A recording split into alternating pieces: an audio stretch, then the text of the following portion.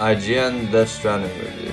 I don't know if I want to watch this, but it would be good to know why they rated it 64. But are they gonna? Do they usually spoil in these videos?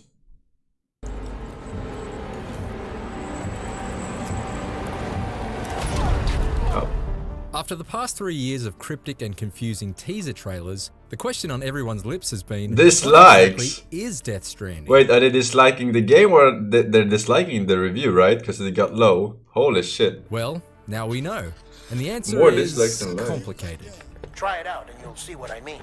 The first post-Konami game from famed designer Hideo Kojima is a boldly inventive slab of sci-fi, fastidiously crafted and host to some truly breathtaking spectacles. But it's also a cross-country crawl that frequently finds itself mired in an exhausting amount of inventory management, backtracking, one-note mission design, and unprecedentedly arduous travel. Hideo Kojima may have earned his legions of fans by allowing them to be a snake, but in Death Stranding, he's asking them to be a snail.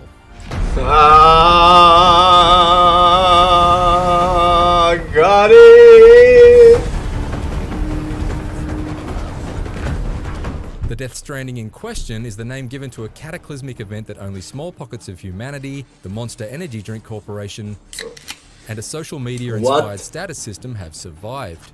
Sponsored by Monster Energy? You are Sam Jesus Porter Christ, Bridges, dude. a post-apocalyptic postman played by The Walking Dead's Norman Reedus. He's on a quest to reconnect the isolated remnants of civilization and save his sister, and yes, that's a ghost-detecting baby strapped to his chest. Sorry, do they have to announce that they are sponsored?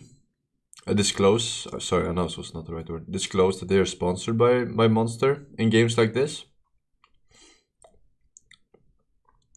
Where do you see the hashtag ad? Movies usually don't. No, they actually do. Every time I see a new show, maybe not back, but nowadays they have this little thingy at the start, like product placement or whatever. They do have that shit. Not in the credits, Sam like is before. They have to this put it pursuit before. by a quirky cast of characters with even quirkier Not names in like the credits. Heartman and Die No one watches the Hardman, fucking and credits, opposed right? by the wonderfully maniacal villain Higgs, who has an appetite for both licking faces and chewing scenery. Chewing semen? Fair exchange to me. It's definitely an intriguing story setup, but if you think that playing the role of a courier makes it sound as though Death Stranding could be one continent-spanning 40-hour series of glorified fetch quests, it's because that's exactly what it is. Now head west and keep on doing what you do. The vast majority of Death Stranding's 70 main story missions bear a strong resemblance to the optional side missions we've all played in countless other open-world games. We'll be awaiting the next delivery. With the exception of a handful of combat-oriented diversions, advancing the plot amounts to taking item X from location A to location B over and over again. Beginning scan. Have a pleasant journey. Delivery order for Sam Porter Bridges. What makes the repetitive objective somewhat bearable is that the scorched landscape of Death Stranding is staggering in scale and rich in detail, to the point that I initially wanted to slow down and pore over every And they have inch. actors. And it's just as well too, because I wasn't really given any say in the matter. The opening hours are so ploddingly paced that it makes the whole thing seem like a personal attack on the speedrunning community. At this point, we're all accustomed to walking through vast game environments carrying an arsenal of weapons and items, but Death Stranding turns what's usually a fairly effortless task into a grueling exercise in frustration, thanks to what is possibly the most aggravatingly literal inventory system ever conceived in a video game. Not only does Sam's personal inventory very easily become a comically oversized Jenga tower of cases teetering on his back, but its direct influence on his balance and momentum means keeping him upright becomes the challenge. You're forced to alternate between holding the two triggers and wrestling to keep the thumbstick on an even keel, making the act of taking a short walk up a slight hill feel more like trying to push a wheelbarrow full of bricks up a flight of stairs. Slowing things down even further are the BTs, or beached things, which haunt the many rainy areas of the map. Sam is initially defenseless against these supernatural enemies and must crouch walk past them with bated breath. Encounters with BTs certainly ratchet up the tension to survival horror levels the first few times around, turning otherwise unassuming dunes into scary silent hills. but they're ultimately easy to avoid if you walk slowly enough, becoming yet another of Death Stranding's many mechanics seemingly designed purely to put the brakes on your progress. Eventually, Sam is given the weaponry to tackle BTs in their monstrous form head-on. And there's no question that each face-off against these imposing threats presents an incredibly slick spectacle. See, it's just throwing grenades, I told you. It's just throwing grenades with a controller and walking simulator. Your victory is often insultingly hollow. Your reward is typically a handful of crafting crystals and the onerous task of picking up any of the cargo you had been carrying. It feels like being declared the winner of a food fight, only to find out that your prize is a mop and bucket. Strand and deliver.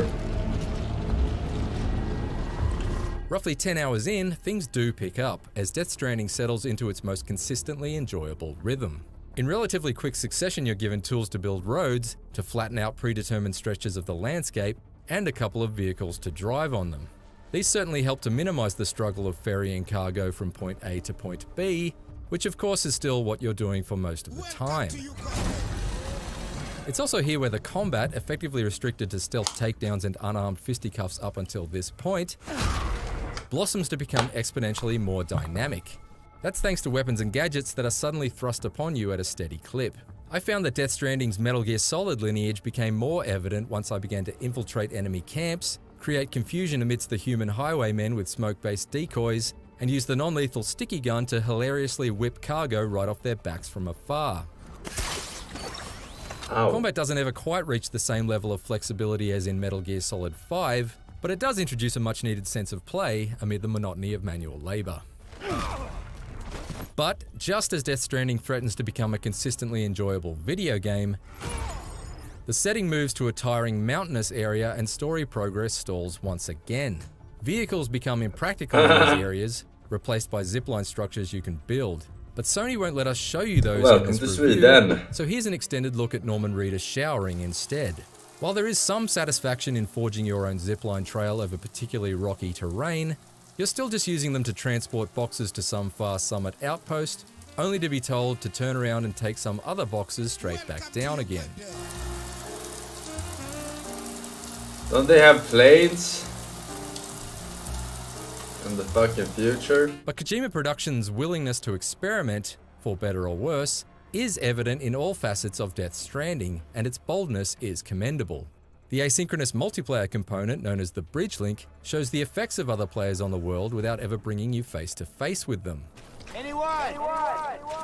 I was particularly inspired by the cooperative way you can build, customize, and maintain structures like bridges and watchtowers.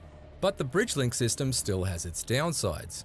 For one, assistance from linked avatars makes almost every one of Death Stranding's major boss fights shockingly easy. Meanwhile, structures assembled by other players, while certainly helpful at times, can just as often mislead. Okay, who put this ladder here that leads to nowhere? Dark Souls. Great, now you've upset the baby. Except you can't die.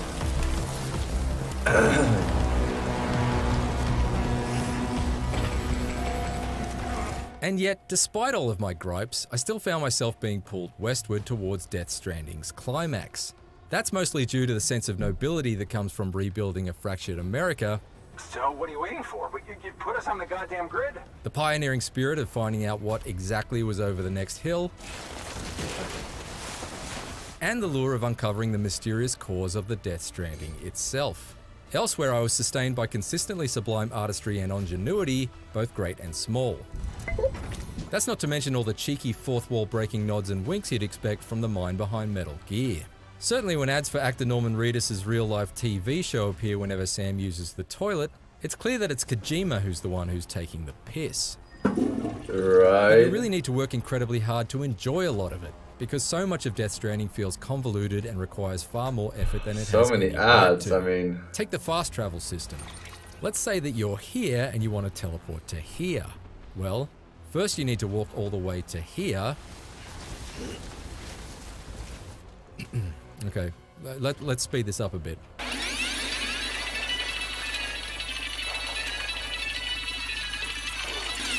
Then you have to hold a button to enter Sam's private room. Now, there is a cutscene, but don't worry, you can skip it.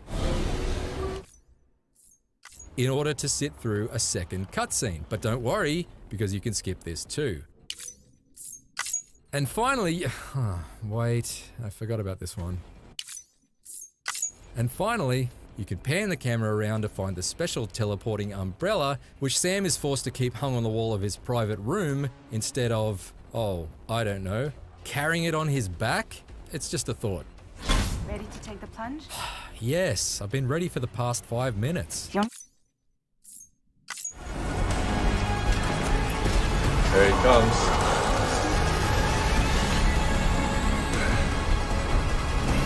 Certain landmark games in recent years, like The Legend of Zelda Breath of the Wild and Red Dead Redemption 2, have managed to successfully tread the line between the rigidity of realism and the exhilaration of pure escapism. Death Stranding possesses similarly lofty ambitions, inventive ideas, and a sprawling, spectacular map, but it's all been saddled on a backbone made of repetitive mission design and arduous traversal that simply can't support its weight over the full course of the journey. For more on Death Stranding, Do they take, when they do reviews, do they take pricing into account? Or no? How much the game will cost? Or just how the game is?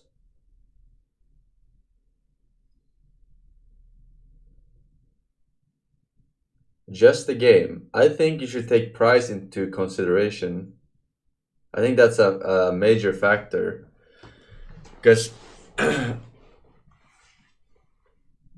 if two games are 6.8 and one game costs $10 and the other game costs $60, obviously the 10 one is better, right? If they don't take pricing into account. They don't pay for games. Yeah, I know they don't pay for games, but they should still take it into account as professional reviewers. I mean, if you're a food reviewer, right? If you go to restaurants like Michelin star restaurants and shit, you take the price into account. Like, this is expensive, but it's good.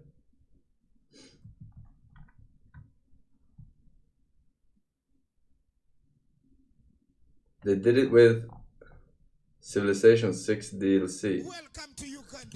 I feel like they should do that for check out the every opening game. moments It's and more graphics fair, I think, comparison. to mortal Now, if you'll human excuse beings. I me, mean, I don't give a fuck, I've right? been holding this since the start of this review. I'd rather they did not take the price from me personally, right? Because tax deductibles, motherfucker. Speaking of tax deductibles and money laundering, here we go. 10 gifted subs from Offensive Yet. Appreciate that, sir. Enjoy winners of the raffle. The lucky ones, that is.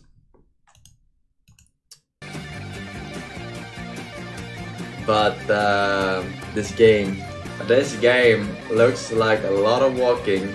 And to be fair though, I don't know why you're calling it a walking sim, because you always complain whenever I fast travel in Skyrim or whatever. Fast travel, that's gay. It's a bit too extreme, I think. We'll see. Maybe it's still good. I don't know.